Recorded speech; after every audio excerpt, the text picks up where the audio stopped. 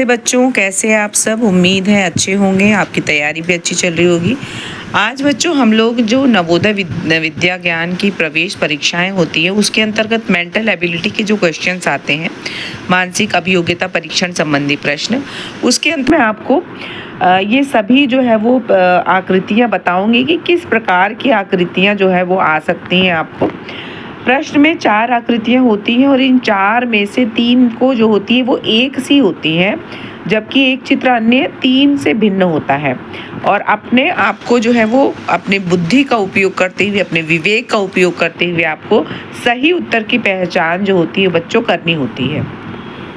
तो अब देखते हैं कि किस प्रकार की आकृतियाँ हो सकती हैं। जैसे एक एग्जाम्पल है आपके लिए यहाँ पर। यहाँ पे देखिए आकृति ए जो है और बी, ये बिल्कुल एक जैसी आकृति दिख रही होगी आपको, ठीक।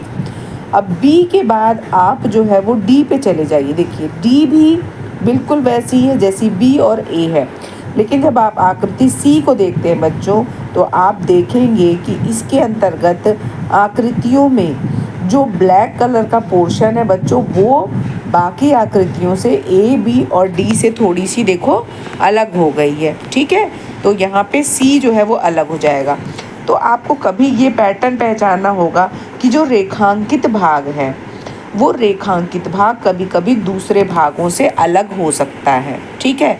जो पैटर्न है, जैसे इसमें आप एक पैटर्न देखोगे तो एक पैटर्न जो है वो ए, बी, डी में दिखाई दे रहा है, वो पैटर्न बच्चों सी में नहीं है। तो इस तरह से पैटर्न अलग हो सकता है। अब आगे देखते हैं डिजाइनों की जो संख्या होती है ना उसमें अंतर हो सकता है। इस प्रकृति का एक प्रश्न उदाहरण के तौर पे नीचे दिया जा रहा है। भिन्नता की पहचान करने वाले इस प्रकार के प्रश्नों में दिए गए 4 चित्रों में अलग अलग डिजाइनों, संकेत चिन्हों, अक्षर आदि का प्रयोग होता है।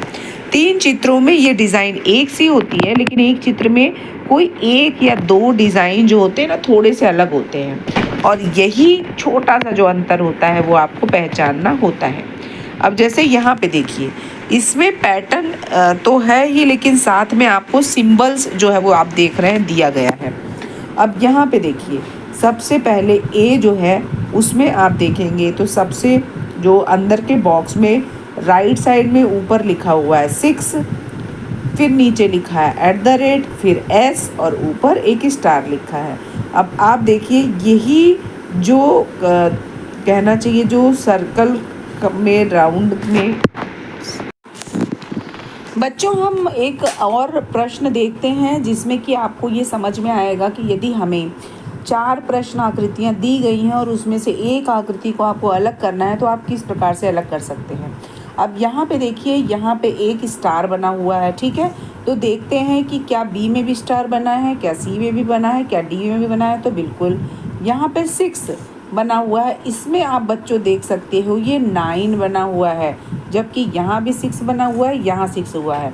तो यहाँ जो दूसरा डिफरेंस है यही मिल गया हमें, और इससे पता चल जाता है बच्चों कि जो आकृति बी है वो इन 3 आकृतियों से बिल्कुल अलग है। तो आपको ये ध्यान रखना है कि 3 आकृतियाँ जो समान हैं उनमें क्या पैटर्न है ये आपको जल्दी से जल्दी पता लगाना होगा, ठीक है। तो अब आगे बढ़ते हैं। जो अगली प्रकार का प्रश्न जो है वो हम देखते हैं। इस प्रकृति का एक प्रश्न उदाहरण के तौर पे नीचे दिया जा रहा है और सरल रेखाओं से मिलकर बनने वाले प्रश्नों के भिन्नता की पहचान करने वाली प्रश्नों की विशेषता ये होती है कि दिए गए 4 चित्रों में से 3 चित्रों में सरल रेखाओं की संख्या एक समान होती है। आकृतियाँ भी हो सकती हैं बच्चों रेखाओं की जगह, इसके अलावा कोई अक्षर चिन्ह जैसे कोई अल्फ़ाबेट ABCD ये भी हो सकता है, तथा एक चित्र में रेखाओं की संख्या कम या अधिक होती है। तो आप देखिए ये इस प्रकार के प्रश्न भी जो है वो बच्चों आते हैं। अब यहाँ पे देखिए आप, ठीक है, यदि आप पहली आकृति को आप देखेंगे तो आप देख पा रहे होंगे कि यहाँ पे 1 लाइन है, 2 लाइन है और ये तीसरी लाइन है। यहाँ पे आप देखिए 1 लाइन है और 2 लाइन है, यहाँ पे 1 लाइन है, 2 लाइन है, इसमें बच्चों 1 लाइन है और 2 लाइन है। तो हमने देखा कि बी में भी 2 लाइन से आकृति बनी है, सी में भी 2 आकृति से बनी है और डी में भी। लेकिन जो आपकी पहली आकृति थी बच्चों, इस पहली आकृति को यदि आप देखेंगे तो यहाँ पे जो H लिखा है वो H बच्चों 3 रेखाओं से मिलकर के बनी हुई है, और बाकी सभी में बच्चों जो आकृति थी वो देखिए वो 2 रेखाओं से मिलकर के बनी हुई थी। ठीक है, तो इस प्रकार से जो संख्याएं होती, रेखाओं की जो संख्या होती है वो भी ये निर्धारित करती है कि कौन सी जो आकृति है वो बाकी आकृतियों से भिन्न होगी। ठीक है, तो अब आगे बढ़ते हैं और अगला प्रश्न देखते हैं।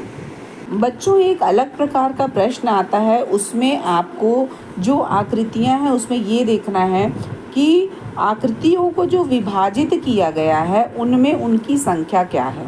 तो यहाँ पे आप देख सकते हैं 1, 2, 3 और 4। यहाँ पे 2 रेखाओं के द्वारा इस वर्ग को 4 भागों में बांटा गया है। यहाँ पे बच्चों 1, 2, 3, 4 और 5 भागों में बांटा गया। यहाँ देखते हैं ज़रा, 1, 2, 3 और 4 भागों में बांटा गया। यहाँ 1, 2, 3 और 4। तो आप देख सकते हैं कि ये भी 4 भागों में बटा है, ये भी 4 भागों में बटा है, ये 5 में और ये 4 में।